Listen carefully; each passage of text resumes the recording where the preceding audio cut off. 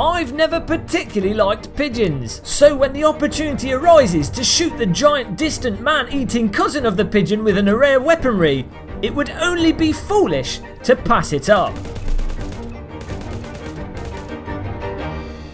At its core, Island 359 is an action arcade shooter. Players are given access to multiple weapons. Typically you get better weapons the longer you manage to stay alive, and you'll have to sort of manage your ammunition, pick up health supplies and keep yourself alive while shooting giant man-eating pigeons. It's quite obvious at this point in time the title is early access, and because of that we only get access to one game mode, which is the basic arcade survival mode, and then you do notice that there's some bugs, some graphical issues and things that will improve and be tweaked as development continues. When you first load into the game, you're introduced to a nice choice of movement mechanics. You can choose to either teleport directly or do the raw data sprint teleport, which is starting to become more and more popular as we see it in more and more games. Nicely, you also get the option to choose how you want to position your teleportation location, be it with your hand or with your head. The key thing being the developer from the get-go lets players tweak the basic functionality to their liking. In terms of weapon and item interaction, there's a tutorial at the start of the game that introduces you to the basic interaction mechanics. For the most part, things feel pretty seamless. You pick up guns by clicking on them with your trigger, you get ammo by picking it up and then shoving it into your body, and you've also got a backpack system that's actually really cool. You grab over the top of your shoulder, pull it out, and then you can stick items in there or remove them depending on what you need to do.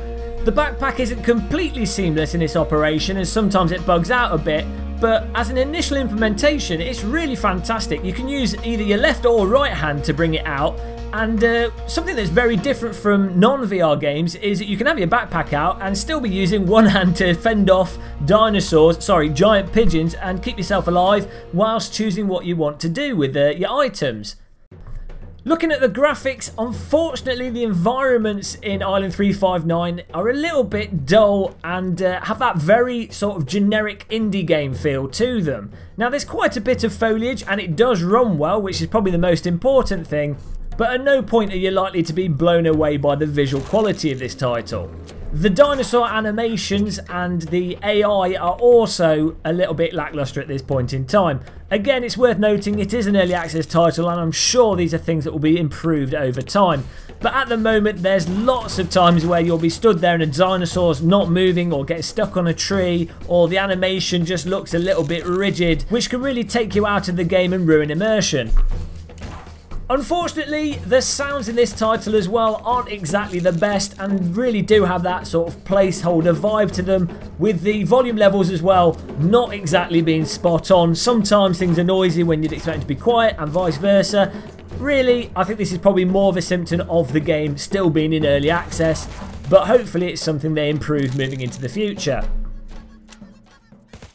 So really summarising the game at this point in time, I think it's got potential. It's quite fun and can be immersive, especially when you're under pressure and your brain's in sixth gear trying to keep yourself from being eaten by dinosaurs. The guns are satisfying and intuitive to use, with aiming feeling quite natural. Though the AI is a little bit disappointing, when things get more hectic and there's more stuff on screen, you tend to notice that less because again you're more focused on just staying alive. And that's really when the game works its best. Unfortunately, it does take a while to ramp up, and so you can have large portions of gameplay where the bad parts of the game are highlighted, more so than if you played the previous game by this developer, the Brookhaven Experiment, where things ramp up a lot quicker, distracting you of the game's shortcomings. It's going to be really interesting to see this game develop. Personally, I would love for them to do some kind of single-player Trespasser-esque exploration game with the mechanics that they've already got. A lot of the fundamentals are there in terms of the way the guns operate, having a backpack, just that polished with a basic single player, a couple of environmental puzzles and a simple story would make this absolutely fantastic. I've put a link to the game's Steam store page in the video description. If you enjoyed this video review of the early access version of Island 359, please subscribe to the channel and click the like button. Until the next episode of VR Bump, goodbye.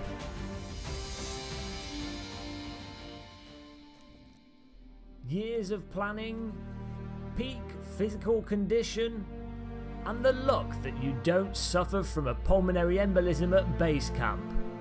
These are all qualities that I believe one needed to have to reach the summit of Earth's highest peak, Mount Everest. In actuality, all it takes is a couple of cutscenes, walking across a ladder, climbing up